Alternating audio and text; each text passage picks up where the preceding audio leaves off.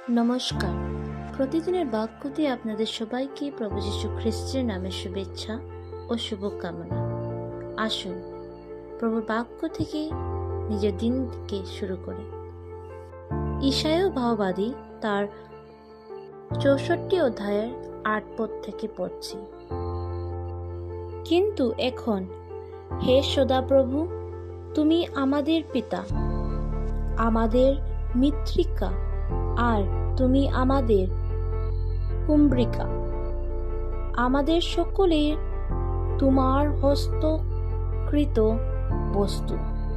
প্রভু নিজ বাক্যে দ্বারা আমাদের সকলকে আশীর্বাদ যুক্ত করুন। আমেন। প্রিয়জন, আজকে এই বাক্যে দ্বারা প্রভু আমাদেরকে আরেকটি বার মনে করিয়ে দিচ্ছেন যে তিনি আমাদের পিতা। আমরা যেন আমাদের জীবনে কখনো ভুলে যাই না আমরা কার সন্তান। আমরা সেই সর্বশক্তিমান দয়ালু পিতর সন্তান। তিনি নিজের হস্ত দিয়ে আমাদেরকে বানিয়েছেন, আমাদের জীবনকে আকার দিয়েছেন। অনেকবার আমাদের জীবনকে আমরা দেখে বলি এটা উত্তম নয়, অনেক কিছু খারাপ হয়ে চলছে। কিন্তু বিশ্বাস করুন, যেভাবে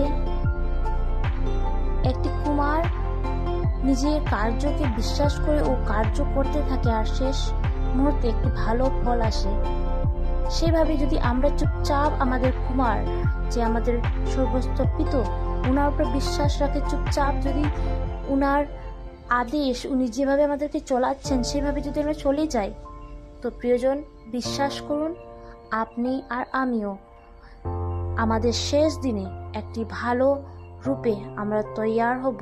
যে রূপ প্রভু আমাদেরকে দিতে চাইছেন সেই রূপেই আমরা যে হয়ে উঠব। প্রিয়জন, আজকে নিজের জীবনকে আরেকটি বার প্রভুর হাতে সমর্পণ করুন। যে কিছুতে আপনি প্রভুকে সমর্পণ করতে পারছিলেন না, আজকের দিনে প্রভু আপনাকে বলছে যে প্রিয়, সমর্পণ করো, আমার উপরে বিশ্বাস রাখো।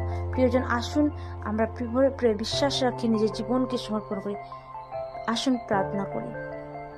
সর্বশক্তিমান দয়ালু পিতা, তোমার চরণ তলে আসি বর্ষি। প্রভু, ধন্যবাদ দেই পিতা এই বাক্যের দ্বারা আরেকটিবার আমাদেরকে মনে করাবার জন্য যে তুমি যা কার্য আমাদের মধ্যে শুরু করেছ সেই সকল কিছু যখন অন্তিমে যাবে সেই সকল কিছু ভালো হবে।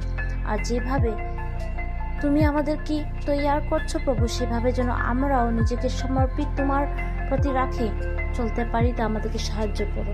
আজকে পুরো জীবনকে তোমার হাতে সমর্পণ করে এই ক্ষুদ্র বিন থেকে প্রভু যীশু খ্রিস্ট তোমার নামে চাই। আমেন।